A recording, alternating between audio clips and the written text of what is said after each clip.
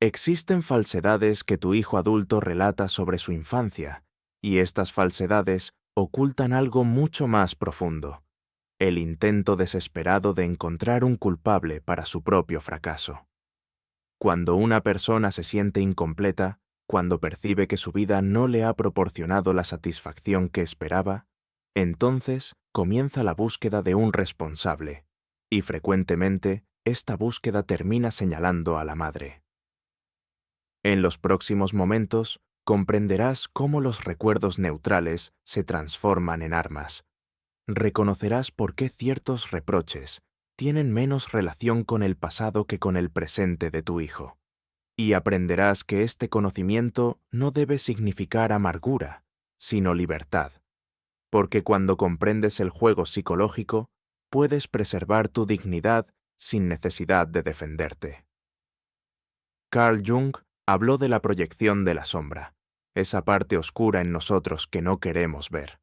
Cuando un adulto no puede integrar sus propias posibilidades no vividas, sus temores y su fracaso, proyecta estas sombras sobre otros. La madre se convierte en la pantalla ideal para esta proyección. Ella estuvo allí, estuvo cerca, tuvo poder sobre los años tempranos. Entonces debe ser culpable. Esta lógica es psicológicamente comprensible, pero no es verdadera. Es una construcción que permite al ego preservarse a sí mismo. El fenómeno de la reescritura emocional es real. Los recuerdos no son registros fijos, sino entidades vivas que cambian con cada evocación. Cuando una persona está llena de resentimiento, este resentimiento colorea todo el pasado. Lo que una vez fue neutral se convierte en confirmación de una historia de sufrimiento. Una madre que trabajaba se convierte en una mujer fría, enfocada en su carrera.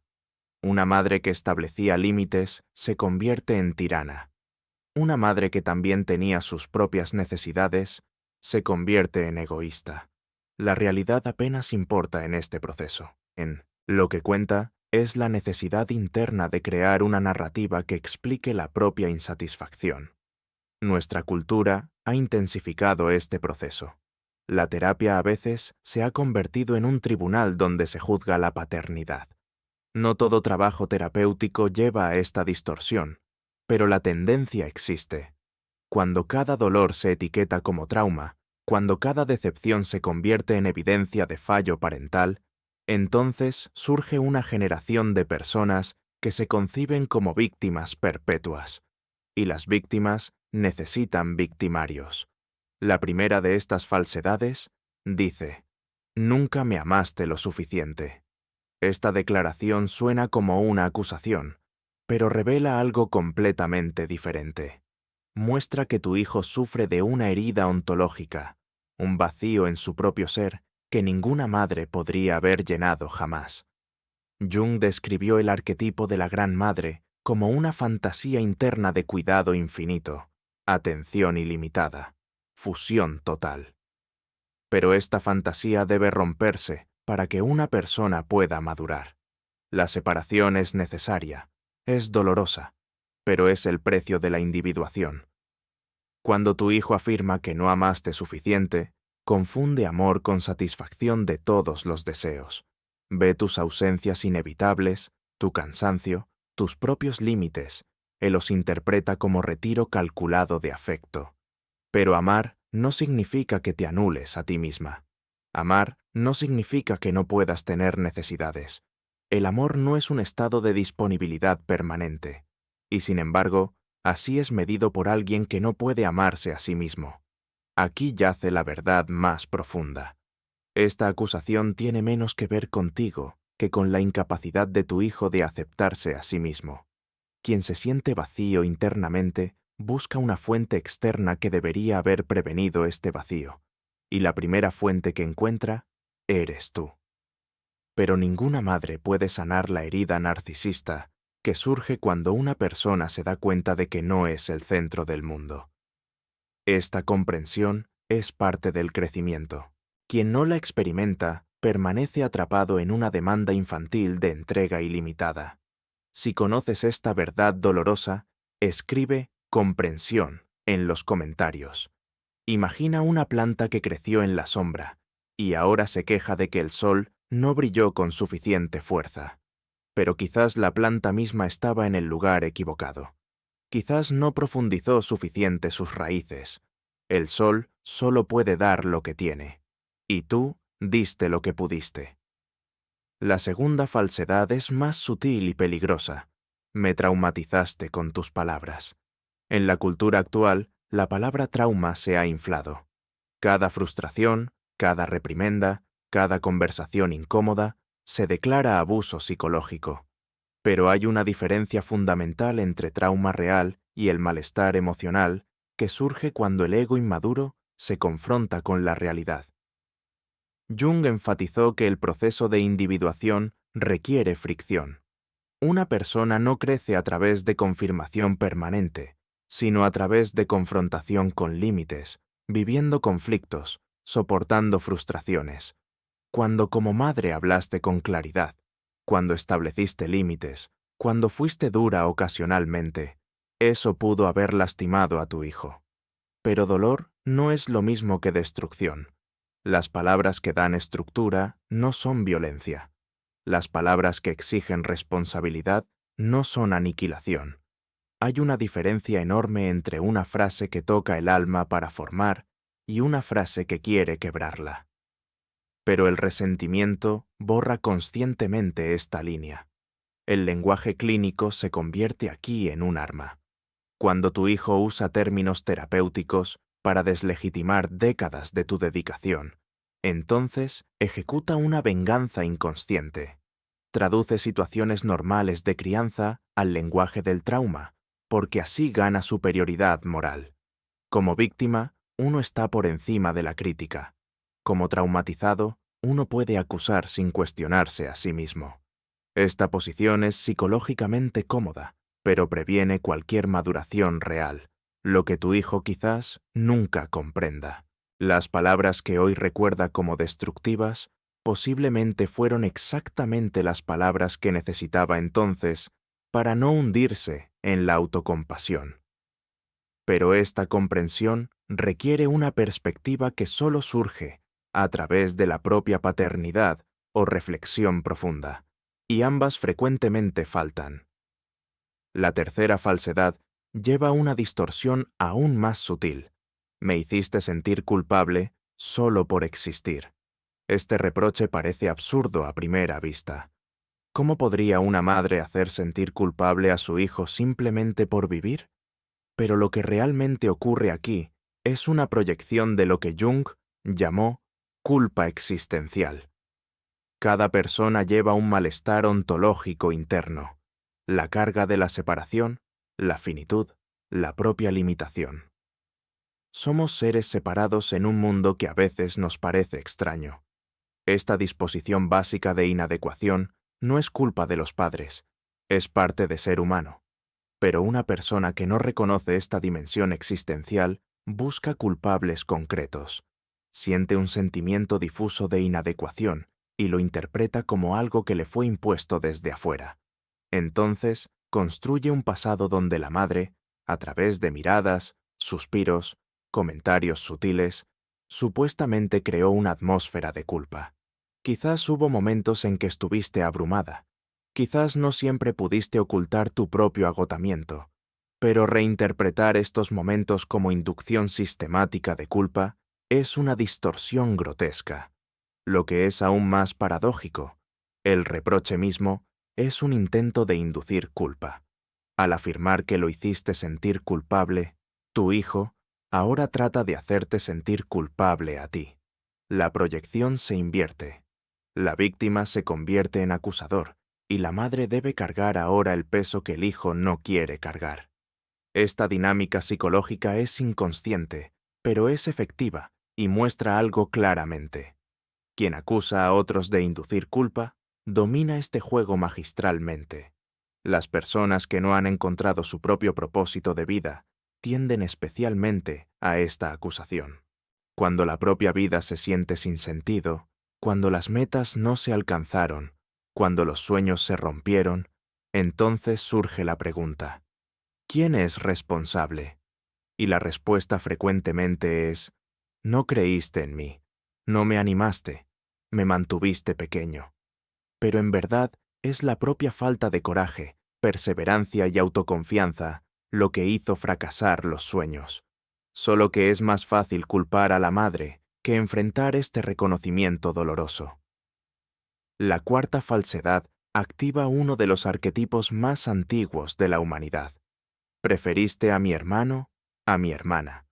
Esta es la historia de Caín y Abel que se extiende a través de todas las generaciones.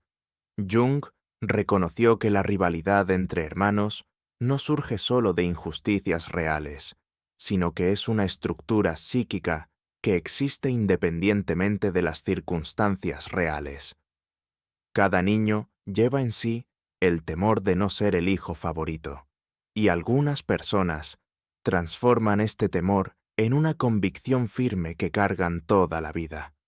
Dos niños pueden experimentar la misma infancia y contar historias completamente diferentes sobre ella.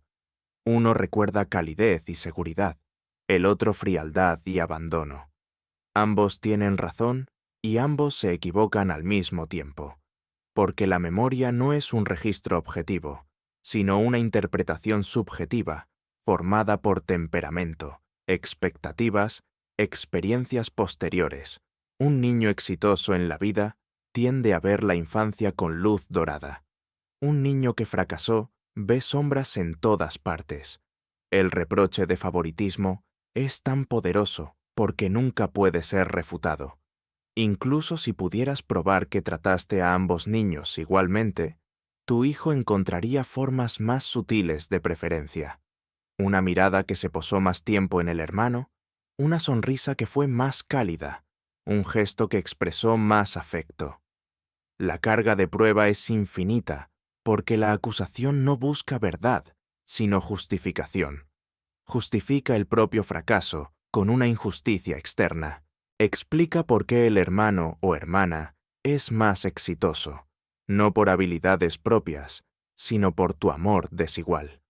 Lo que se pierde es la responsabilidad por la propia vida. Mientras tu hijo pueda creer que no fue exitoso por tu favoritismo, no tiene que preguntarse qué decisiones propias llevaron a esta situación.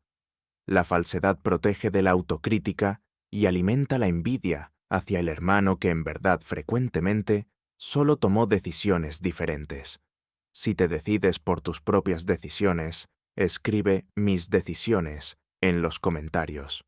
La quinta, y quizás más destructiva falsedad dice: destruiste mi capacidad de confiar en otras personas. Esta frase suena como una condena final. Coloca toda la responsabilidad de todas las relaciones fracasadas del hijo adulto en tus hombros. Cada separación, cada ruptura de confianza, cada decepción se declara consecuencia de tu crianza. Pero aquí se muestra el rechazo de lo que Jung llamó proceso de individuación, el momento en que una persona debe dejar de hacer a los padres responsables de su propia vida y asumir la responsabilidad de su propia psique. Hay una diferencia fundamental entre heridas que surgieron en la infancia y la decisión adulta de permanecer en estas heridas. Sí, quizás hubo momentos en que no pudiste dar la cercanía que tu hijo necesitaba.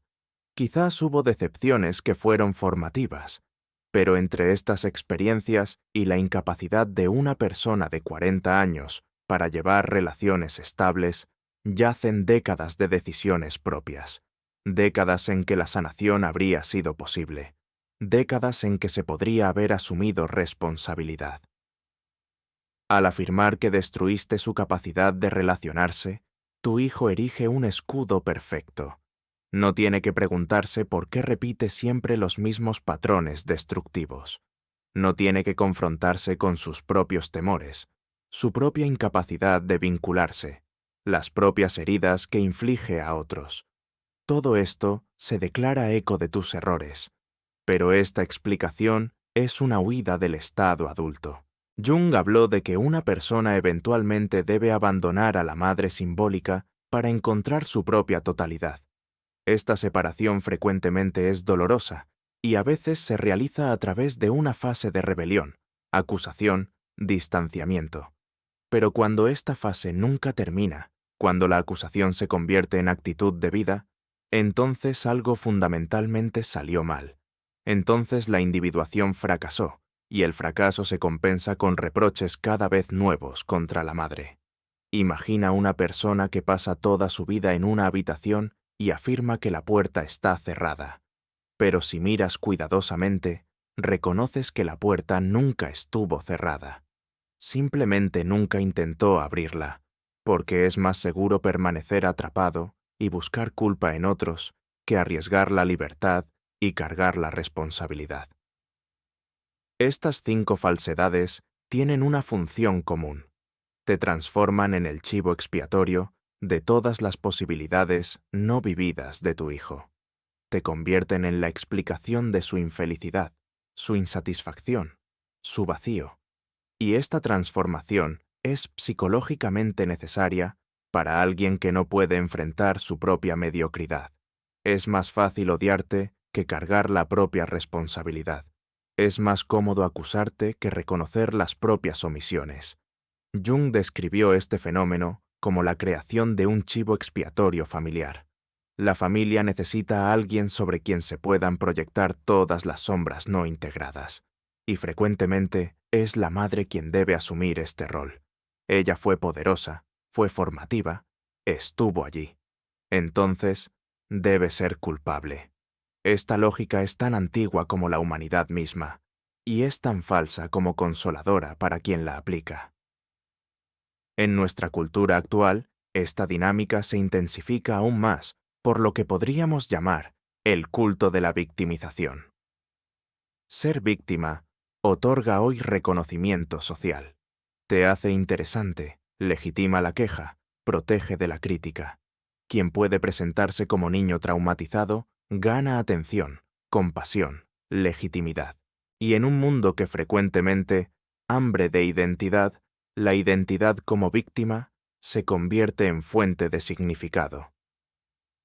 Tu hijo cuenta su versión de la infancia no solo para sí mismo, sino también para un público dispuesto a escuchar y validar esta historia.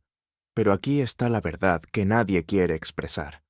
Estas falsedades revelan principalmente una cosa: la desesperación interna de quien las cuenta. Muestran que tu hijo no puede hacer las paces con su propia historia. Revelan una inmadurez profunda que se esconde detrás de acusación moral. Son un grito de ayuda que se disfraza como juicio, y logran exactamente lo contrario de lo que pretenden querer. Previenen sanación, previenen crecimiento, previenen encuentro genuino. ¿Qué significa todo esto para ti? Significa primero un reconocimiento doloroso. Nunca serás absuelta en este tribunal psicológico. Tu hijo te necesita como culpable para no tener que sentirse culpable él mismo. Te necesita como explicación para justificar su propia existencia. Y reinterpretará cada defensa, cada prueba de tu amor, cada intento de reconciliación hasta que encaje nuevamente en su narrativa. Esto no es malicioso. Es inconsciente, pero es real. Jung enseñó que la madurez verdadera consiste en aceptar la propia imperfección. Si estás lista para aceptar tu imperfección, escribe madurez en los comentarios. Ni fuiste la madre perfecta, ni tu hijo es la víctima absoluta que pretende ser. La verdad yace en la complejidad, en los tonos grises, en los sentimientos contradictorios que la vida trae consigo. Pero esta complejidad es difícil de soportar. Exige humildad, exige la capacidad de vivir con ambivalencia. Y esta capacidad no todos la poseen. Para ti significa una decisión radical. Puedes dejar de defenderte. Puedes dejar de luchar por justicia. Puedes soltar la búsqueda de absolución emocional. No porque seas culpable, sino porque esta lucha solo te agota sin llegar jamás a un resultado. Tu dignidad no yace en el reconocimiento de tu hijo. Yace en tu propia visión clara de lo que fue. Hiciste lo que pudiste con la conciencia que tenías entonces. Esa es la verdad. No es heroica ni vergonzosa. Es simplemente humana y es suficiente. Suficiente para ti, no suficiente para la imagen que tu hijo ha creado de ti. Pero esta imagen no es tu responsabilidad, es suya. La libertad que yace en este reconocimiento es silenciosa y poco espectacular. No te libera del dolor, te libera de la necesidad de justificar o combatir tu dolor. Puedes escuchar las acusaciones de tu hijo sin dejar que te definan. Puedes ver su ira sin dejarla entrar en ti. Puedes entender que sus falsedades dicen más sobre él que sobre ti. Esto no significa que debas volverte dura o cerrarte emocionalmente. Significa que puedes aprender a distinguir entre su dolor y tu responsabilidad. Significa que puedes mantener el amor hacia tu hijo sin dejar que sus proyecciones te destruyan. Significa que puedes concederle su proceso sin perderte a ti misma en él. Jung habló de la necesidad de abandonar psicológicamente a los propios padres para llegar a ser verdaderamente adulto. Quizás ahora te toca a ti abandonar psicológicamente a tu hijo, no en el sentido de rendirse o indiferencia, sino en el sentido de soltar la ilusión de que aún puedes salvarlo. No puedes salvar a nadie que no esté dispuesto a enfrentarse a sí mismo, y no tienes que sacrificarte en este intento. La verdad es que algunas heridas nunca sanan. Algunas relaciones nunca regresan a la profundidad que uno había esperado. Algunos hijos permanecen atrapados en su historia y algunas madres deben aprender a vivir con esta tristeza sin quebrarse. Esto no es sabiduría romántica, es la aceptación sobria de lo que es. Pero en esta aceptación yace también algo liberador. Ya no tienes que luchar. Ya no tienes que probar. Ya no tienes que esperar esa conversación que sanará todo. Puedes simplemente ser con tu historia, con tus errores, con tu amor que fue dado y quizás no es visto. Esta actitud no es resignación, es dignidad. Y quizás, solo quizás, yace precisamente en este soltar una última posibilidad de cambio. No porque te cambies para complacer a tu hijo, sino porque dejas de ser parte de su drama psicológico. Cuando ya no reaccionas, cuando ya no luchas, cuando ya no intentas desesperadamente ser entendida, entonces la acusación pierde su poder. Y a veces, en momentos raros, eso puede abrir el espacio para un nuevo tipo de encuentro. Pero esperar eso sería nuevamente una trampa. Mejor es estar en paz, independientemente de lo que venga. La soledad de esta posición es real. Quizás tendrás personas a tu alrededor que no entiendan tu perspectiva, que dirán, pero es tu hijo, debes luchar. O que dirán, ¿qué hiciste mal para que llegara a esto?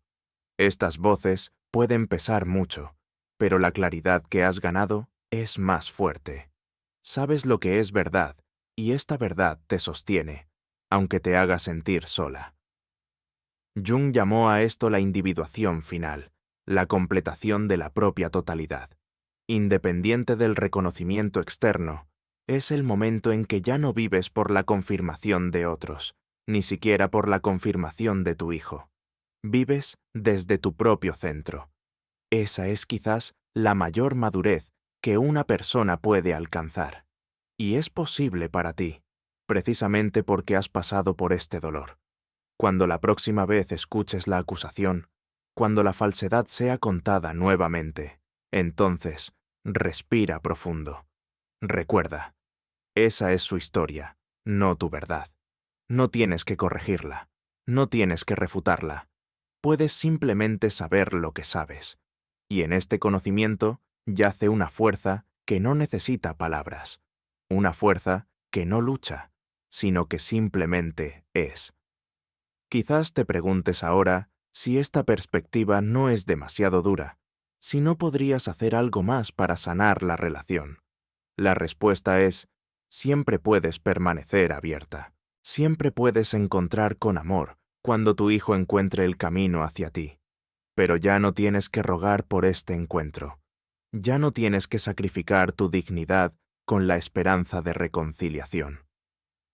La puerta está abierta, pero ya no estás parada detrás esperando. Continúas en tu propia vida. Esta actitud no es frialdad, es autorrespeto, y es quizás el regalo más valioso que puedes darte a ti misma después de todos los años de vivir.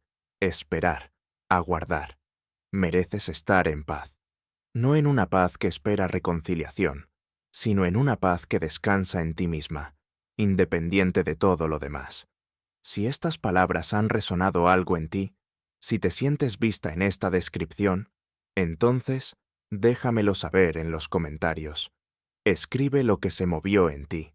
Comparte tus pensamientos, tus preguntas, tu propia historia si gustas. Y si buscas más de este tipo de reflexión, entonces suscríbete a este canal. Aquí no se trata de respuestas rápidas o soluciones fáciles. Aquí se trata de la verdad, aunque duela, de la claridad, aunque haga sentir sola, de la dignidad que nadie puede quitarte, excepto tú misma. Hasta la próxima vez.